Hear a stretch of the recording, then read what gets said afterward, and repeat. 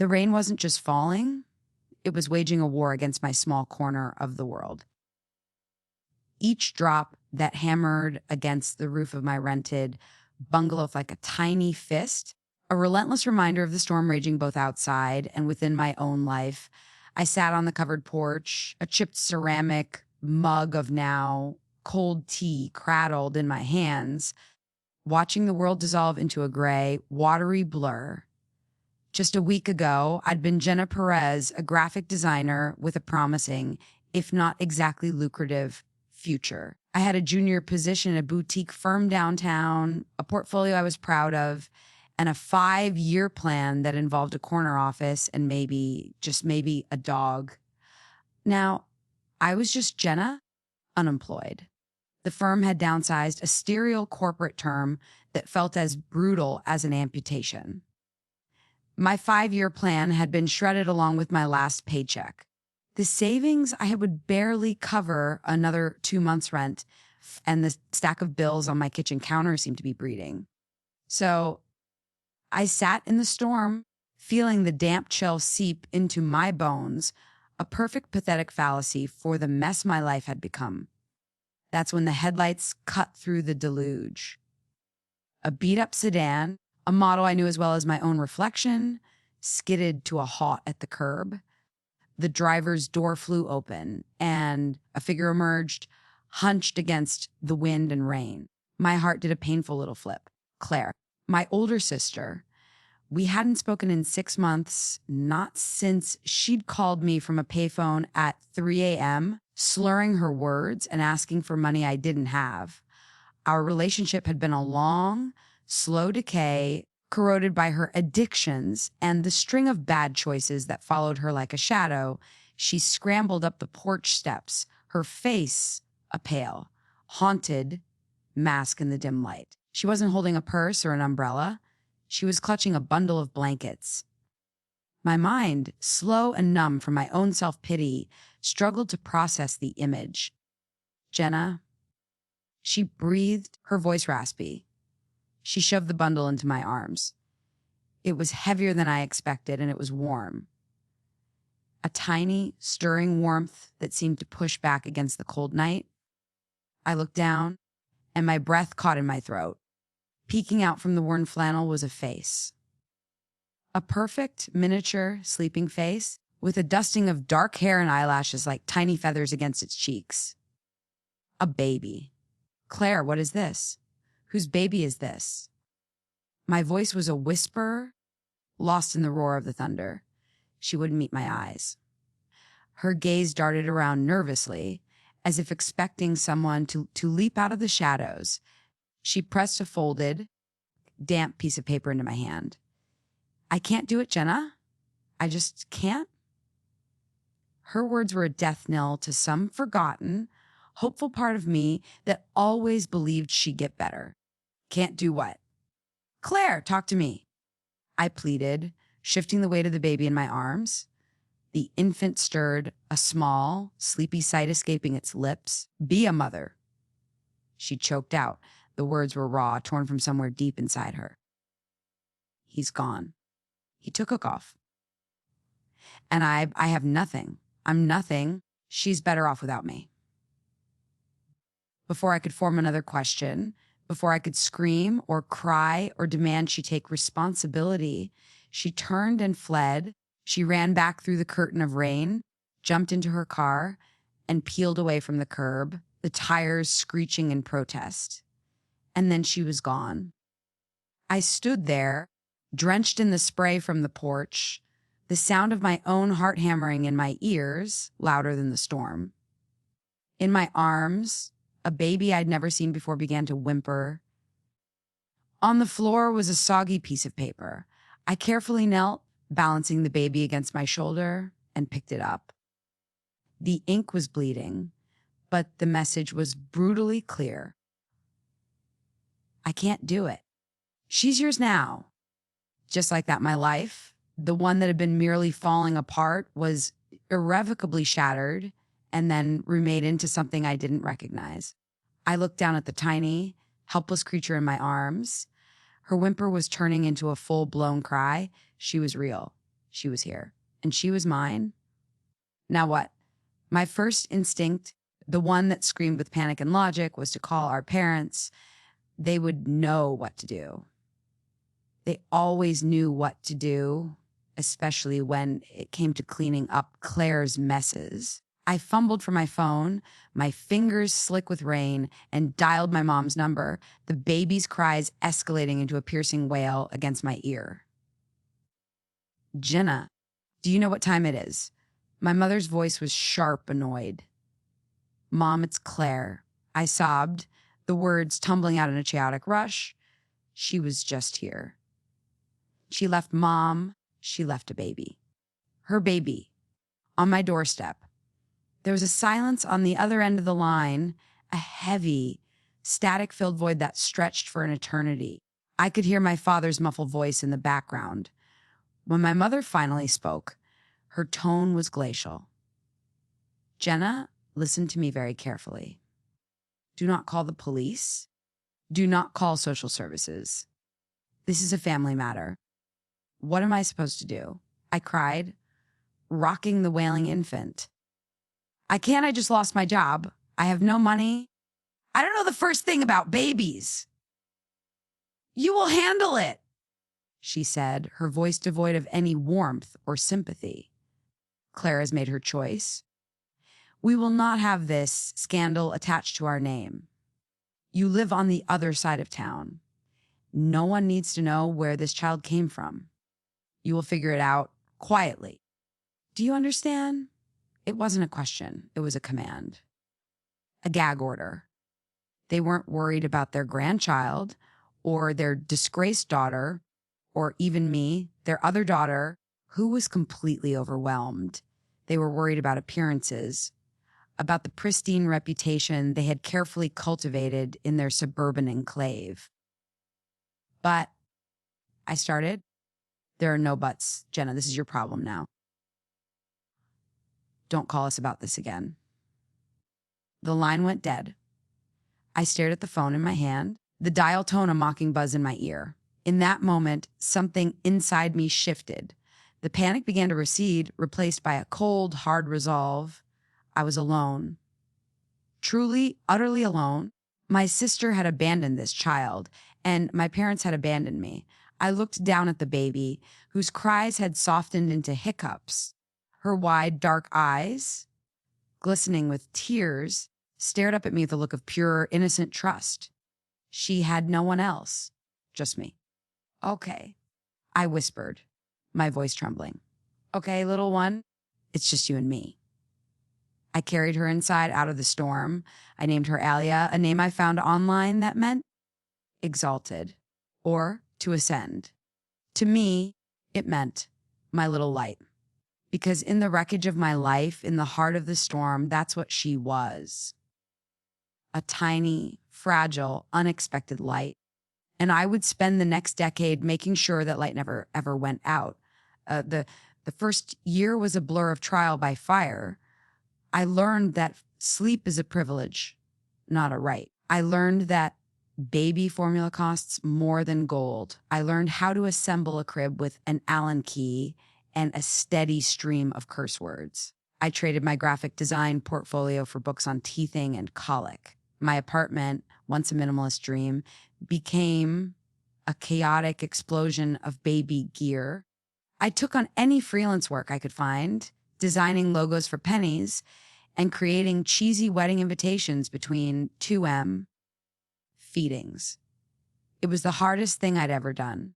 It was also the most meaningful. Watching Alia grow was like watching a miracle unfold in slow motion. Her first smile, a gummy, uncoordinated grin, felt more rewarding than any design award. Her first word, Jin, was the most beautiful sound I'd ever heard.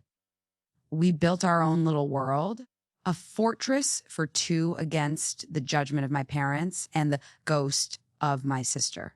My parents sent a check every Christmas, never a call, a sterile transaction to ease their conscience. I never cashed them. We had our own traditions. Pancake Sundays, where we'd make a glorious mess with flour and sprinkles. Fort building Fridays, where the living room became a kingdom of blankets and pillows. We had movie nights and dance parties and long walks in the park. I wasn't just her guardian. I was her mom. In every way that mattered, she was my daughter. My love for her was fierce, unconditional, the bedrock of my entire existence. And so 10 years passed. 10 years of scraped knees, school plays, and bedtime stories. 10 years of me and my little light against the world. Alia was a bright, funny, compassionate 10-year-old who loved soccer and drawing comics. I had managed to build a successful freelance career, working from home, so I never missed a moment. We weren't rich, but we were happy. Our little bungalow, once a symbol of my failure, had become a home filled with laughter and love. I thought the storm had passed for good. I was wrong. It had just been gathering strength, waiting to make landfall again. It happened on a sunny Saturday afternoon. We were in the backyard, tending to our small vegetable garden, Alia chattering away about her latest comic book creation, Super Hamster. A sleek, black luxury car, the kind that looks completely out of place in a neighborhood of humble bungalows, pulled up to the curb. My blood ran cold. 3 people emerged. My mother and father looking older, more severe, but just as imposing as ever. And between them was Claire. She looked different. Healthy. Her hair was professionally styled. Her clothes were expensive. And the haunted look in her eyes had been replaced with a placid, unnerving calm. She looked like a stranger wearing my sister's face. Alia, ever the friendly soul, waved at them. Hi. Are you lost? I stood up slowly, wiping the dirt from my hands onto my jeans, my body instinctively moving to shield Alia. Galalia, sweetie, why don't you go inside and get us some lemonade? She looked from me to the stern-faced arrivals, sensed the tension, and nodded, scurrying inside without another word. What are you doing here? I asked, my voice flat. Jenna, it's been a long time, my mother said, as if commenting on the weather. Not long enough, I shot back. Claire stepped forward, a practiced, serene smile on her face. Jenna, I'm here for my daughter. The words hit me like a physical blow. Your daughter. I laughed, a harsh, incredulous sound. You lost the right to call her that 10 years ago on my porch in the middle of a thunderstorm. I was sick then, Claire said, her voice smooth and rehearsed. I wasn't myself, but I'm better now. I've been sober for 5 years. I'm engaged. I have a stable life. I'm ready to be a mother, her real mother. My father cleared his throat, stepping forward like he was closing a business deal. Claire has her life in order. It's time for this arrangement to end. The child belongs with her biological family. This was it. The nightmare I had subconsciously feared for a decade. They stood there, the architects of my pain and my greatest joy, ready to detonate the beautiful life I had painstakingly built. But something was off. The sudden, coordinated attack. The presence of my parents, who hadn't shown an ounce of interest in Alia's existence for 10 years. This wasn't about a sudden maternal awakening. This was about something else. No, I said, the word a pillar of steel in my chest. Absolutely not. You don't get to waltz back in here after a decade of silence and rip her away from the only home she's ever known. You will leave now, or I will call the police. My father actually smirked. We were hoping you'd be difficult. From behind his back, he produced a fourth person, a man in a sharp suit carrying a briefcase. Jenna, this is Mr. Davies, our attorney. I suggest you get one of your own. You'll be served with custody papers on Monday. They turned and walked back to their expensive car as casually as if they had just dropped off a casserole. They left me standing in my sunny, happy backyard, the world spinning off its axis. They had declared war.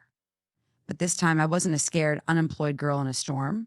I was a mother, and they had no idea how hard I would fight to protect my daughter. The next few days were a living hell. The official-looking envelope arrived, just as they'd promised. It was filled with legal jargon that all boiled down to one monstrous claiming that I was an unfit guardian who had opportunistically intercepted a child from her loving mother who was in a moment of temporary distress. They painted me as a villain, a kidnapper. They painted Claire as a redeemed victim. My first call was to Sarah, my best friend since college. She was a bulldog of a paralegal who knew the family court system inside and out. I read the papers to her over the phone, my voice cracking. "They're lying, Sarah." I wept.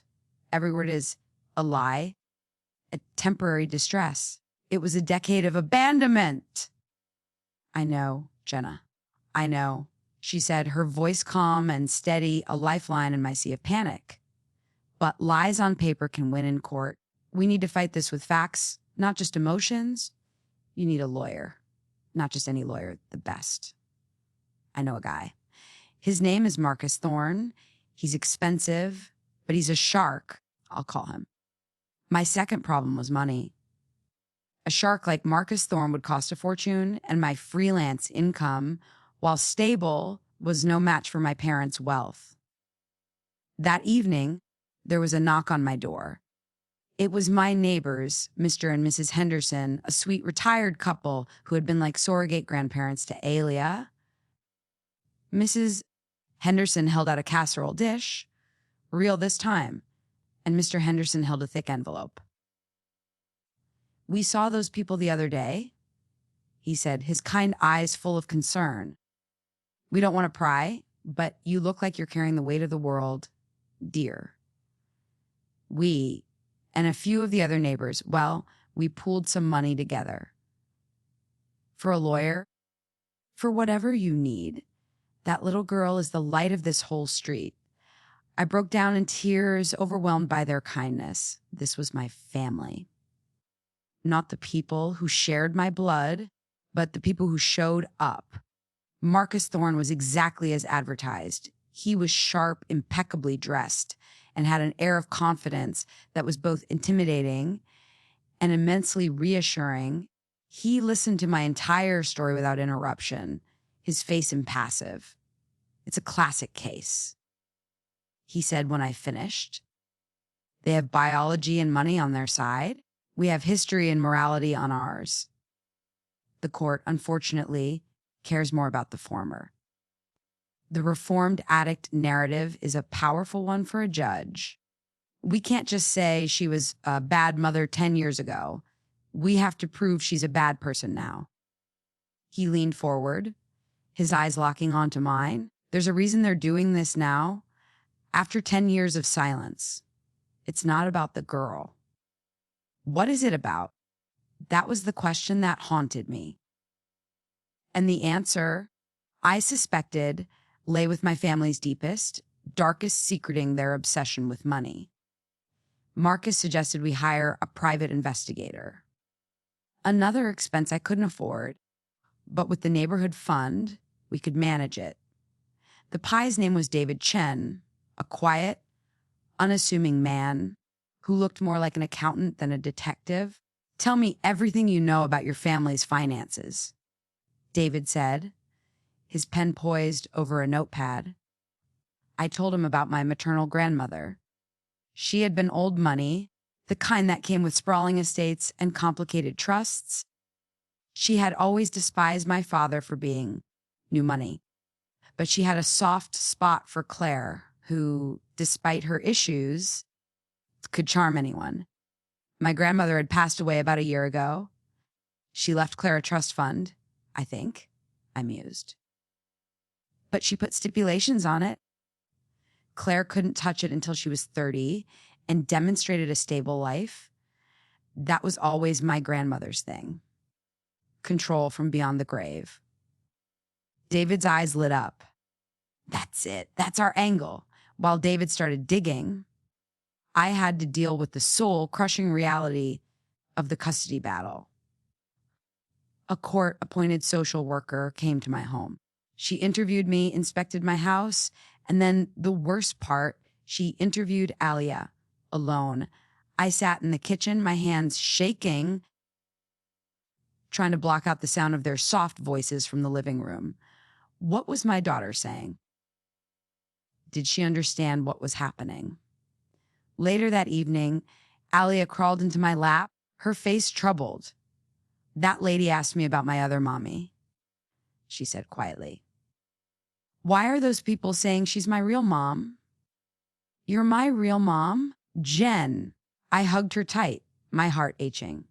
"I am, sweetie. I will always be your mom. Some people are just confused, and we have to help the judge understand the truth." It was the hardest conversation of my life. A week later, David Chen called. He had hit the jackpot.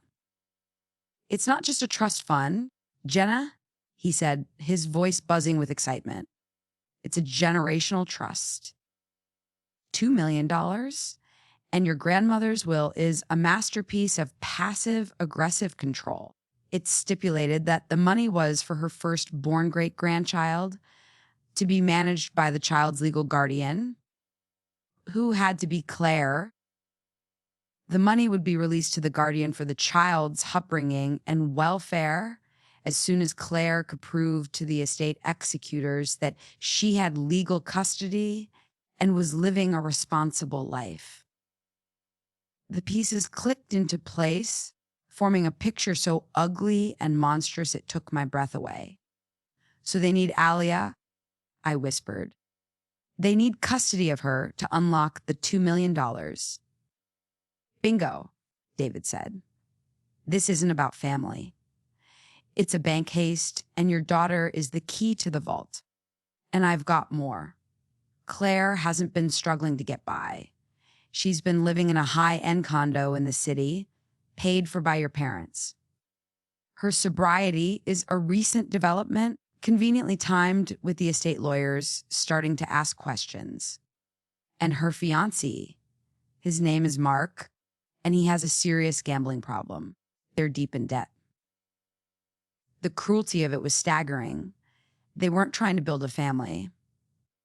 They were trying to bail themselves out of a financial hole using my daughter as collateral. The anger that filled me was pure and white hot. They had underestimated me.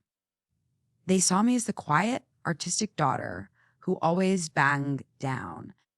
They had forgotten that even the gentlest creature will fight to the death to protect her young. David wasn't done. "I found something else.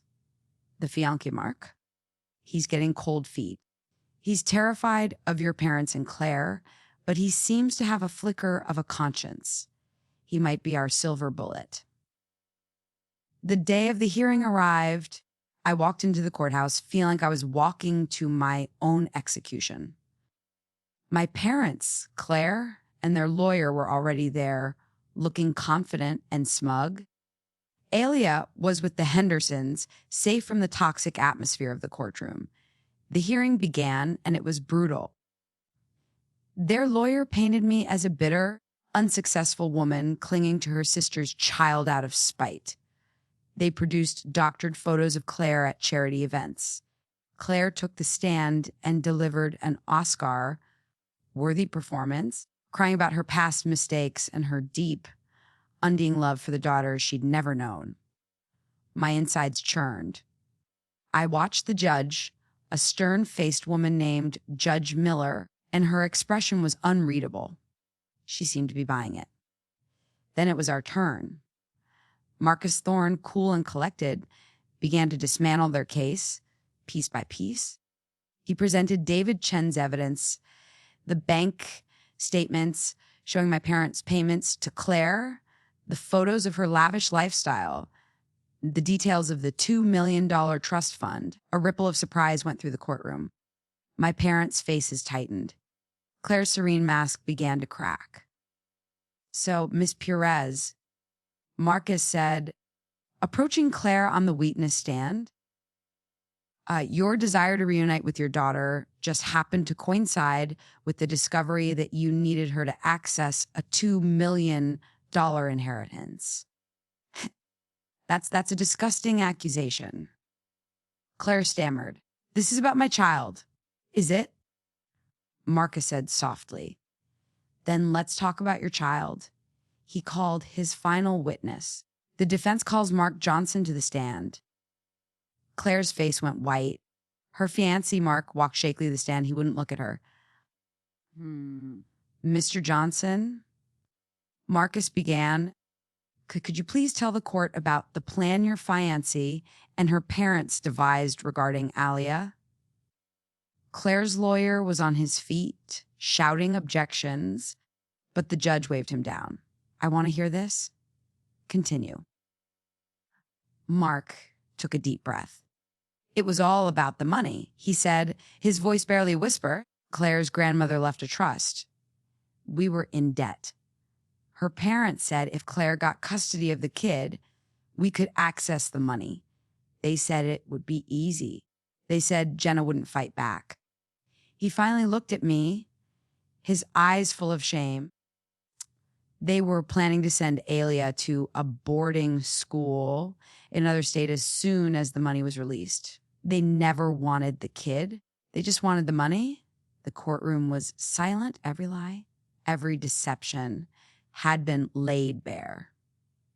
Claire was openly sobbing, but they were not the tears of a grieving mother. They were the tears of a con artist who had been caught. My father's face was a mask of thunderous rage. My mother just looked defeated. Judge Miller stared at them, her expression one of utter contempt. In all my years on the bench, she said, her voice ringing with authority, I have rarely seen such a craven and despicable abuse of the judicial system. To use a child as a pawn in a scheme born of pure greed is beyond the pale. She looked at me, and for the first time, I saw a flicker of warmth in her eyes, and I have rarely seen such a testament to what it truly means to be a parent. The verdict was swift and absolute. Claire's petition was denied with prejudice, meaning she could never file again. The judge issued a 5-year restraining order, prohibiting my parents and Claire from coming within 500 feet of me or Alia. She even suggested that the district attorney look into potential fraud charges regarding the estate. I walked out of the courthouse and into the sunlight, feeling 10 years of fear and uncertainty lift from my shoulders. It was over. We were safe. The fallout for my family was catastrophic. The story hit the local news. Their pristine reputation was shattered overnight. Their friends shunned them. Their business associates pulled contracts. They had gambled everything on their greed and lost it all. A few weeks later, Aaliyah and I were back in our garden, the afternoon sun warming our faces. She looked up at me, her expression serious. Jen, she said, I don't want to be a Perez anymore. Not their kind of Perez. My heart swelled. What name do you want to be? She smiled, a brilliant, shining grin. I want to have your name, but a new one. For us. And that's what we did. The following Monday, I didn't walk into a courthouse filled with dread. I walked into the county clerk's office, hand in hand with my daughter. I filed the paperwork to legally, officially adopt her, the child of my heart, and we filed to change both of our last names. We chose a new name, one that represented our little family, forged not by blood, but by choice, by love, and by surviving the storm together. We were no longer just Jenna and Alia. We were a family whole and complete. We were home.